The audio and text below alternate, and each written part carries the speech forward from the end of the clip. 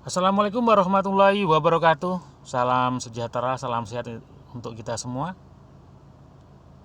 Bapak Ibu sekalian, teman-teman sekalian, khususnya teman-teman Kota Cilegon.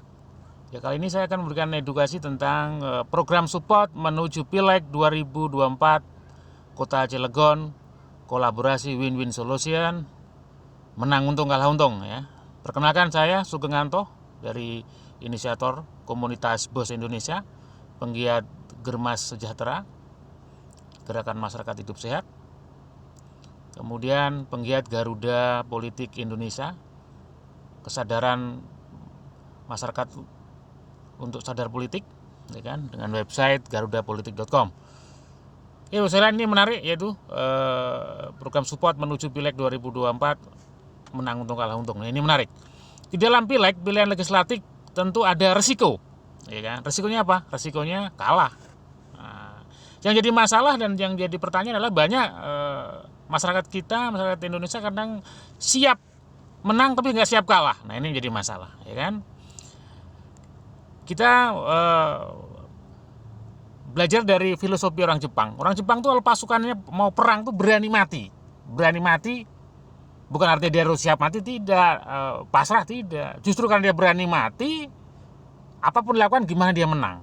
Tapi faktanya musuhnya yang mati. Nah, ini yang menarik. Jadi itulah orang-orang filosofi orang Jepang ketika mau perang tuh berani mati. Artinya setiap resiko udah diperhitungkan gimana dia menang.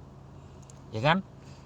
Jangan sampai kita ini cuma mentalnya siap menang aja, kalah nggak siap. Nah, ini jadi masalah, ya kan? Di dalam demokrasi kalau mentalnya begitu berarti belum, kesadaran demokrasinya belum tinggi. Oke.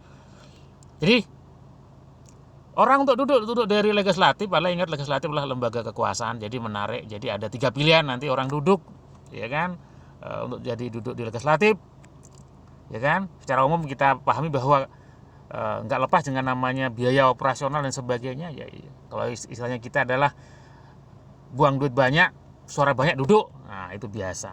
Ya kan. Yang kedua, buang duit sedikit, suara banyak duduk. Nah, ini punya ilmu, ya kan. Jadi kita menggunakan operasional yang sedikit tapi kita punya tanaman. Nah, yang lebih hebat lagi adalah tidak membuang duit, justru dapat duit, dapat suara banyak duduk. Nah, ini tingkat ilmunya tingkat tinggi. Nah, nanti kita program yang kita sampaikan adalah itu. Jadi ketika kita duduk legislatif dengan cara yang baik, konstitusi, cara baik, ya kan, cara legal, maka kita pun duduk akan mempertahankan, akan mendengarkan konstituen kita, ya kan, benar-benar untuk masyarakat. Tapi kalau duduknya aja dengan cara-cara yang tidak benar, maka ya wajar ketika dia duduk dia juga nggak benar juga.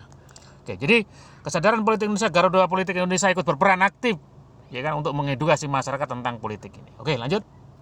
Nah, kalau kita bicara pemerintah Kota Cilegon, berarti kita bicara 8 kecamatan, 43 kelurahan, ya kan, 228 RW, 1131 RT, ya kan.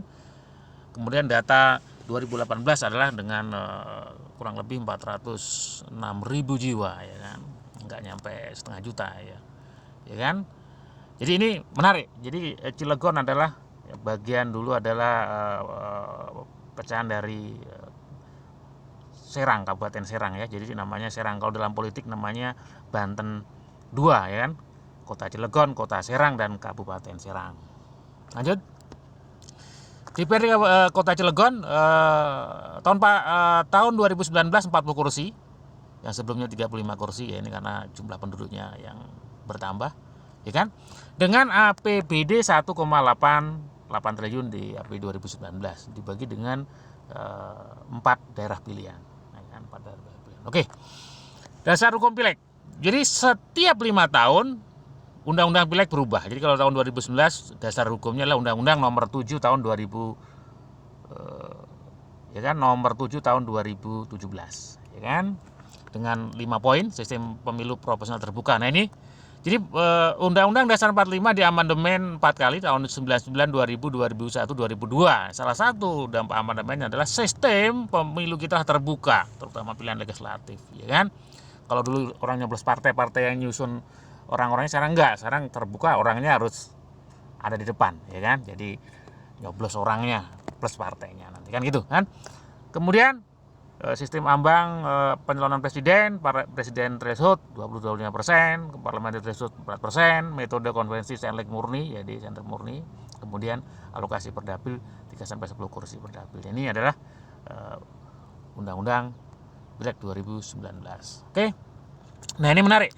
Kenapa kita harus peduli politik? Nah, ini Bapak Ibu sekalian, banyak sekali orang yang politik mah kotor dan sebagainya. Apalagi saya beberapa kali di lapangan ketemu beberapa tokoh masyarakat, apalagi ustaz, kadang, wah Pak Sugeng kalau politik kotor, politik kejam. Nah, ini saya kira belum paham saja, ya kan? Nah, ini adalah salah satu tokoh nasional Turki, yaitu Mehmet Erbakan. Ya, jadi dia punya jargon, orang Islam yang tidak peduli politik akan dipimpin oleh politikus yang tidak peduli dengan Islam. Padahal Turki adalah 98% penduduknya Muslim. Indonesia itu 86%. Secara protensi saja menangan Turki, tapi dia ngomong begitu, apa maksudnya? Maksudnya adalah Islam yang kafah. Makanya sering ada guyonan ini, ketika ketemu tokoh masyarakat atau Pak Ustadz, ya kan, Pak Ustadz, dalam Islam itu jangankan urusan negara, Pak, pemerintahan, bisnis, perdagangan, kencing aja ada aturannya, ada adabnya. Jadi salah ketika kita sebagai orang Islam yang nggak peduli politik, itu salah. Maka kita pelan-pelan harus mau sedang politik, ya kan? Jadi itulah ya, jadi kita harus belajar politik, kan? Seperti sederhana aja, marbot itu boleh nggak dibayar oleh negara? Ya boleh aja ketika ada regulasinya, ketika yang duduk di legislatif, di dewan bikin regulasi, ada aturannya. Tapi kalau yang duduknya nggak peduli, wong dianya aja nggak, ya kan? Gimana akan mempedulikan masyarakat, gitu loh, ya kan? Jadi itu yang artinya begitu penting di dalam bicara politik. Nah, legislatif adalah lembaga kekuasaan. Sekali lagi, legislatif lembaga kekuasaan adalah bagian dari trias politika. Indonesia termasuk menganut aliran trias politika. Jadi kekuasaan dibagi oleh 3, eksekutif, legislatif, yudikatif. Ya kan? Kalau kita bicara legislatif, kita bicara MPR, DPD, DPR RI, DPRD provinsi, DPRD kabupaten kota, ya kan? Nah, ini. Dengan fungsi legislatif adalah fungsi utama 3, membuat regulasi, kemudian penganggaran, budgeting, dan fungsi kontrol atau pengawasan. Jadi luar biasa fungsi legislatif, ya. Oke, lanjut. Nah, hal-hal penting dalam Pileg, jadi ada kurang lebih 8 hal penting. Nah, undang-undang pemilu tadi selalu berubah setiap 5 tahun. Jadi kita harus paham undang-undang pemilu, ya kan? Jadi setiap pemilu berubah. Makanya kemarin saya sebagai seorang konsultan politik, ada banyak sekali caleg-caleg itu yang kadang-kadang belum paham. Nah, undang-undangnya aja belum paham, gimana kita mau actionnya di lapangan? Jadi harus paham betul. Undang-undang pemilu selalu berubah setiap 5 tahun. Kedua, Pileg itu banyak kursi, banyak caleg. Nah, ini yang menarik. Pileg banyak kursi, banyak caleg. Kalau pilkada, pilpres 1 kursi, calonnya banyak. Kalau ini enggak, banyak kursi, banyak calon. Nah, ini yang menarik. Nah, di dalam pileg seperti ini, kalau dalam satu daerah pilihan itu ada 10 kursi, artinya 90% orang tidak suka sama kita dan partai kita masih punya kursi. Karena kita tidak harus nomor 1, nomor 2, nomor 3, nomor 4, nomor 5, nomor 6, nomor 7, nomor 8, nomor 9, nomor 10 pun dapat kursi. Nah, inilah yang menarik dalam pileg. Nah. Ketiga, 98% lebih kursi legislatif adalah kursi jamaah gotong royong. Nah, ini yang harus dipahami. Banyak sekali kadang-kadang anggota dewan yang merasa, wah saya duduk di dewan ini karena kehebatan saya. Oh, jangan salah. Hanya sedikit orang, bahkan kalau di legislatif DPRD kabupaten kota itu hampir 99%. Contoh ketika harga kursi itu 20.000, jarang yang mencoblos secara individu 20 kursi. Kan? Paling banter 10.000, 12.000, kan? Sisanya berarti adalah suara calon lain dan suara partai. Jadi mohon maaf teman-teman yang duduk di dewan, ya jangan terlalu ini. Anda duduk nih, kita ini berdasarkan Pancasila, musyawarah mufakat, keadilan sosial. Makanya kita harus peduli dengan caleg yang lain juga. Nah, ini. Keempat, ada caleg terpilih dan caleg tidak terpilih. Nah, ini, makanya ini yang penting, ya kan? Harus ada win-win solution, ada sebuah musyawarah. Gimana ini? Kan kursinya aja kursi jamaah, ya harus ada dong. Ya kan? Musyawarah mufakat atau kepedulian. Ini ingat loh, legislatif adalah lembaga kekuasaan, bukan lembaga sosial. Nah, ini yang selalu saya tanamkan kepada teman-teman, bahwa kekuasaan itu duduk. Jadi dia punya peran yang sangat luar biasa karena kekuasaan. Oke. Kemudian pileg berdasarkan daerah pemilihan dapil, kemudian ya. Nah, ini. Kemudian yang keenam, pasca reformasi pileg menganut sistem terbuka, saya lihat tadi kan, pasca amandemen undang-undang. Kemudian one man one vote, sistem kita adalah satu orang satu suara, jadi suara tukang beca, suara bupati, suara profesor sama, ya, one man one vote. 8 Pileg pasca reformasi banyak muncul caleg baru karena kesadaran berpolitik. Jadi itu yang menarik. Jadi hal-hal yang penting dalam pileg. Oke, lanjut. Nah, kalau kita bicara Kota Cilegon, pileg di 2019 ada 10 partai yang dapat kursi di sana, ya kan? Partai Golkar dengan 10 kursi, kemudian susul Gerindra 6 kursi, PKS 4 kursi, PAN 4 kursi, Partai Berkarya 4 kursi. Nah, ini partai baru luar biasa. Kemudian Partai Demokrasi Indonesia Perjuangan 4 kursi, Partai Nasional Demokrat 3 kursi, Partai Demokrat 2 kursi, Partai Persatuan Pembangunan 2 kursi, dan Partai Kebangkitan Bangsa 1 kursi. Nah, ini kita bicara hasil pileg. Nah, catatan penting dalam pileg Kota Cilegon, ya kan? Jadi catatan pentingnya dalam pileg Kota Cilegon, kursi terbanyak adalah Golkar. Jadi kursi terbanyak Golkar, begitu juga 2014. Jadi Golkar termasuk pertahanan ya kan? Termasuk kedua, 50% anggota legislatif wajah baru. Nah, ini menarik, 50% artinya apa? Pertahanan tidak begitu mudah mempertahankan kursi. Nah, inilah menariknya. Kalau dulu sebelum pas reformasi orang duduk itu aja, tapi kalau setelah reformasi memang terbuka ya luar biasa. Jadi 50%. Ada daerah kabupaten kota yang lain yang 70% itu orang baru. Nah, ini menarik, ya kan? Harga satu kursi adalah kurang lebih 7.000 suara. Harga satu kursi pengertiannya ada DPT kurang lebih kehadiran 72%, kalikan DPT dibagi jumlah kursi, ya kan? Kalau bicara Kota Cilegon rata-rata harga satu kursi 7.000, ya kan? Dengan DPT 291.000 ya.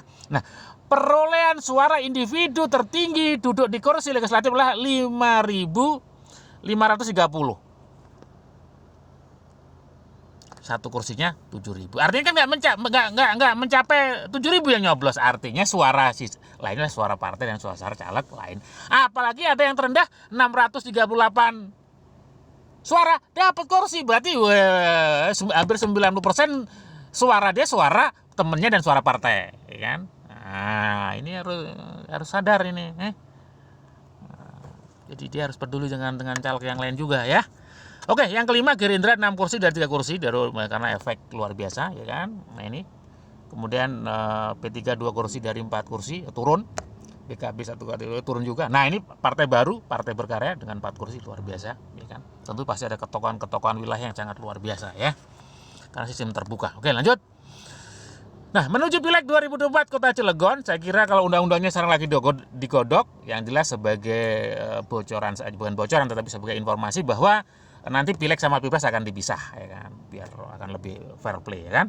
Saya kira tahun 2024 kalau bicara sistem masih sistem terbuka, kemudian kursi 40 kursi, 4 dapil, one man one vote, banyak caleg ikut ini berpartisipasi. Kota Cilegon adalah heterogen ya, status ekonominya semua kelas ada, ya kan. Kota Cilegon ini heterogen, banyak orang pendatang ya.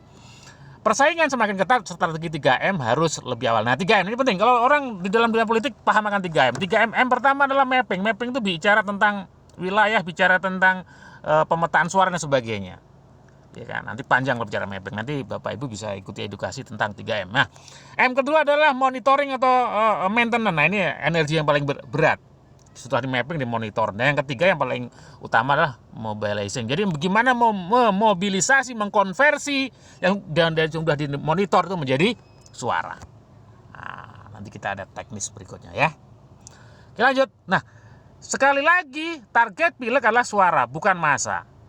Kalau massa ngumpulin suruh datang di lapangan, ada datangkan Inul Daratista suruh joget, suruh milih partai A atau caleg A akan milih, tapi belum tentu terjadi suara. Karena kalau bicara suara berarti siapa pemilih kita, apa kebutuhan pemilih kita menjadi penting. Nah, ingat di dalam bicara mengenai suara, ya kan, kita adalah hukum yang dipakai adalah hukum memberi dan menerima. Jadi jangan berharap menerima kalau belum pernah memberi. Ini hukum malam ya, memberi dan menerima. Oke, lanjut. Nah, sebelum Anda dipilih, ya kan, ada 4 tahapan. Nah, ini penting nih ya. Jadi sekali lagi sebelum Anda dipilih ada 4 tahapan: dikenal, diterima, disenangi, dipercaya, dipilih. Jangan berharap dipilih kalau Anda belum dipercaya. Ya kan, dipercaya pun disenangi, diterima. Nah, banyak orang kadang dalam pileg spanduk banyak di mana-mana, tujuannya dikenal aja. Kalau kompetitornya atau teman-teman pesaingnya sudah lari ke lebih jauh ke dalam, kedua ketiga, ya kita ya percuma, dikenal saja. Kecuali kalau kompetitor atau pesaing kita tidak melakukan tindakan-tindakan lebih lanjut, mungkin dikenal cukup kita jadi. Tapi kalau pesaing kita ini sudah masuk ke dalam, ya repot tuh. Ya kan, kita harus pahamin ini panjang lebih bicara 4D ini ya. Nah, karakter pemilih jadi gini, sesuai dengan riset Sorot Nasional, kenapa orang memilih? Ya kan karena potensi 7%, saudara 7%, golongan 7%, organisasi 7%, syarat 7%. Nah, kecil-kecil ini 35%. Nah, 65% faktor memilih adalah karena balas budi. Nah, ini mulai. Nah, balas budi ada dua, yang jangka pendek disebut dengan serangan fajar. Jadi kalau serangan fajar ngasih duit itu jangka pendek, ya wajar dia ngasih duit, orang milih. Tapi ini gambling, belum tentu menang ya kan. Nah, yang luar biasa balas budi yang kedua jangka panjang, ini lewat waktu, perencanaan dan terukur. Nah, inilah yang nanti yang kita akan kerjasamakan, akan kita mainkan. Jadi jangka panjang. Nah, ini sebuah cerita aja. Ada caleg DPR RI ya kan, dari Jabar 6, Kota Depok, Kota Bekasi, yang tahun 2009 jadi, 2014 jadi, 2019 jadi. Jadi 3 periode berturut-turut dengan perolehan yang menyoblos pribadinya di atas 100.000, luar biasa ini. Secara agama dia adalah non muslim tapi menang di kantong-kantong muslim. Nah, ini yang menarik ya kan. Nah, kenapa? Ya karena dia menggunakan jangka panjang. Nah, ilmu yang kita ya kan. Ini yang menarik Bapak sekalian. Oke, lanjut. Nah, estimasi operasional pileg nih, ya ini standarnya saja ya kan. Ketika orang untuk dari anggota DPR di kabupaten kota ini kurang lebih 300 juta, yang provinsi 1,5 M, kurang lebih 3 miliar untuk operasional. Memang kita nggak bagi-bagi duit, kalau setiap hari kita keliling juga pakai operasional ya. Ini standar. Tapi ini yang kita pakai nanti bukan ini, kita pakai standar yang gimana intinya low cost ya kan, yang menarik ya kan. Oke, lanjut. Nah, budget pemenangan pileg. Nah, di dalam budget pemenangan pileg ada dua yang utama, adalah yang poin nomor 2 dengan poin nomor 6. Nomor 2 adalah sosialisasi pengenalan spanduk, kartu nama dan sebagainya, dan operasional tim sukses, ini 50% lebih. Nah, dan yang penting adalah 2% adalah program doktrinisasi dan pengujian suara. Kenapa? Ketika kita punya massa, punya monitoring, tapi kita nggak kunci suaranya, ya percuma, nanti bisa diambil orang lain. Jadi kuncian suara menjadi penting, ya. Program doktrin dan pengujian suara, nah, ini nantilah yang paling penting. Nah, estimasi operasional sekali lagi, tadi ini udah. Nah, budget terbesar pemenangan pileg adalah sekali lagi adalah operasional. Gimana solusinya? Nah, ini yang politik dan bisnis. Ingat, ternyata politik dan bisnis ini seperti mata uang yang nggak bisa dipisahkan. Ya, seperti dua mata uang yang nggak bisa dipisahkan. Nah, makanya kita punya program menang untung kalah untung, bukan menang untung kalah buntung ya. Menarik kan? Nah, oke. Nah, yang kita pakai adalah manajemen risiko. Sesuatu yang risiko yang udah diperhitungkan nggak jadi masalah lagi. Jadi ketika kita mau jadi mencalonkan itu risikonya kalah, kalaupun kalah kita nggak jadi masalah lagi ketika kita hitung. Karena kita makanya menang untung kalah untung. Nah, kalau kita bicara risiko, di dunia ini ada bisnis yang cukup besar yang hadir, yang karena adanya bisnis ini karena adanya risiko. Ya kan? Bisnis apa Bapak sekalian? Bisnis yang hadir karena risiko besar, dia sampai punya kebobolan dan sebagainya. Ya, betul. Asuransi itu lahir karena ada risiko kecelakaan, risiko kematian, risiko kebakaran dan sebagainya. Jadi dia lahir karena ada risiko. Jadi jangan takut ketika risiko, antisipasi risiko. Nah, ilmu kita yang kita pakai sekali lagi, kita adalah bicara manajemen risiko. Nah, kita akan bicara kolaborasi Bos Indonesia dan Gerbang Sejahtera ya, untuk win-win solution. Tapi sekalian, mungkin di dalam politik nasional kita dipengaruhi oleh 5M. M pertama adalah massa, organisasi massa. M kedua adalah media massa atau pers. M ketiga adalah mahasiswa. Jadi mahasiswa ini sebagai penerus generasi. Terbukti tahun 1966 gerakan Bung Karno turun pun karena juga gerakan mahasiswa. Tahun 98 juga sama, gerakan mahasiswa juga. Jadi mahasiswa itu cukup luar biasa. M ketiga adalah M keempat adalah militer. Dan M kelima lah money, berarti pengusaha. Jadi pengusaha itu mempengaruhi politik nasional luar biasa. Makanya ada 9 naga dan sebagainya, memang betul, ya kan? Sekali lagi, Kita bicara politik nasional, 5M. M pertama adalah organisasi massa, M kedua adalah media massa, M ketiga adalah mahasiswa, M keempat adalah militer, karena dalam kondisi darurat militer yang memegang kekuasaan. M kelima adalah money atau pengusaha. Oke, lanjut. Nah, konsep dasar kolaborasi kita adalah win-win solution adalah ini. Ternyata pemilihan legislatif pileg itu punya korelasi persamaan dengan berdagang atau jasa. Jadi sama-sama menawarkan, ya kan? Nah, sales, terapis, tenaga kesehatan, tenaga pemasaran, lapangan atau mitra dalam aktivitasnya setiap hari membangun orang lain. Nah, jadi bisnisnya. Nah, ini yang menarik, energi atau biaya yang dikeluarkan dengan adanya tanpa promosi calon legislatif dengan tanpanya adalah sama. Jadi kalau kita punya komunitas bisnis, kita punya aktivitas bisnis, contoh kita tinggal di Bogor, kita punya setiap hari punya bisnis di Jakarta. Setiap hari ke Jakarta kita pulang balik ke Jakarta karena kita memang ada urusan bisnis. Nah, suatu ketika kita ada orang numpang mobil kita dari Bogor ke Jakarta, kira-kira bensin yang dikeluarkan sama nggak? Ya hampir sama. Nggak efek sebenarnya, tapi dampaknya berbeda, ya kan. Nah, tapi kalau kita hanya ada kepentingan khusus ke Jakarta, ya biayanya besar dari Bogor. Jadi kita nanti, mempengaruhi orang lain dengan dasar trust, ya tadi 4D, 4 tahapan, ya. Dan yang paling penting adalah mempengaruhi orang lain dengan tanpa dibaca oleh lawan, kompetitor, dan no money politik. Nah, jadi kalau beda kalau ketika kita jadi tim sukses A kan kelihatan kita bawa bajunya, wah ini orang politik. Nah, tapi kalau kita sebagai pebisnis, contoh kita tukang pijet aja atau tukang sales aja setiap hari keliling, ya nggak kebaca, nggak adanya politik juga keliling kan begitu. Ini menarik ya kalian. Nah, kolaborasi ini adalah BOS Indonesia dan Germas. Apa BOS? BOS adalah komunitas pebisnis online dan offline sehat sejahtera, ya kan, yang bersifat inklusif, bukan eksklusif ya. Inklusif itu semua terbuka, jadi semua stakeholder masuk. Nah, karena makanya online dan offline yang didukung oleh lembaga kursus pelatihan suku sejahtera, ada KPSS, ada CBO Academy, ada media sorot nasional dan sebagainya, ya kan, yang menjadi wadah edukasi dan praktek bisnis baik online dan offline. Jadi nggak hanya cuma teori aja tapi praktek juga. Nah, Germas Sejahtera adalah sebuah gerakan masyarakat hidup sehat yang dasarnya Inpres nomor 1 tahun 2017, ya kan. Dari di dalam ini sebuah gerakan yang positif untuk gimana masyarakat kita hidupnya sehat. Di dalam kesehatan ada 4 tindakan: promotif, preventif, kuratif, rehabilitatif. Nah, kita fokus di Germas adalah promotif dan preventif. Nanti kita gerakan di lapangan. Oke.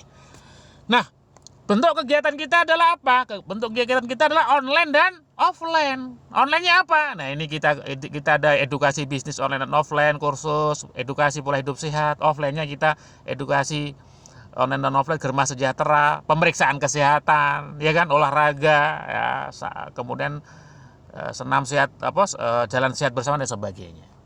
Jadi ini penting bentuk kegiatan, ya kan? Oke. Nah, program kolaborasi doktrin dan pemilihan suara, sekali lagi tadi saya selesaikan terapis, tenaga pemasaran, mitra bisnis, mentor manajemen, ini monitoring, sebagai monitoring. Jadi ingat, di dalam politik yang paling biaya terbesar adalah monitoring, ya kan. Gimana ini jadikan monitoring yang suatu saat akan dijadikan sebagai pengunci suara, sebagai tim, ya kan, untuk mengunci suara. Nah, menariknya ketika monitoring tentu operasionalnya cukup besar. Nah, operasionalnya sudah termasuk di dalam konsep bisnis mereka setiap hari. Jadi kita nggak mengeluarkan operasional atau mengeluarkan sangat sedikit, ya kan. Jadi inilah yang menarik kerjasama. Nah, nanti kalau bicara detailnya nanti kita bisa ketemu ya, bicara detailnya. Oke, lanjut. Nah, intinya adalah Bapak sekalian, tripartit sukses pileg adalah bagaimana kita duduk di DPRD Kota Cilegon 2024 dengan low cost biaya rendah, ya kan, bahkan zero. Kalau zero nggak lah ya, low lah ya kan, low cost. Karena apa? Kekuatan kita adalah gabungan dari BOS, kekuatan komunitas tadi, salah satu kekuatan politik, ya kan, Germas Sejahtera, ya kan, ormas bis, organisasi massa berbasis bisnis, tim sukses, kemudian media pers partner karena sebagai wahana komunikasi massa, penyebar informasi dan pembentuk opini. Oke, Bapak sekalian, BOS Indonesia, Germas Sejahtera, garudapolitik.com, sukses by design. Jadi bahwa sesuatu itu harus didesain dari awal. Jadi kita ikut turut serta, ya kan, mendukung teman-teman duduk di dewan dengan cara yang benar, cara yang konstitusional, ya kan, dengan elegan, ya kan, dan tetap musyawarah mufakat, ya kan. Ketika kita duduknya aja dengan cara yang benar, insya Allah jadi di dewan legislatif pun akan juga kerjanya benar untuk masyarakat Kota Cilegon. Oke, Bapak sekalian, sampai ketemu di edukasi berikutnya. Salam sehat, salam sukses, Indonesia menang. Assalamualaikum warahmatullahi wabarakatuh.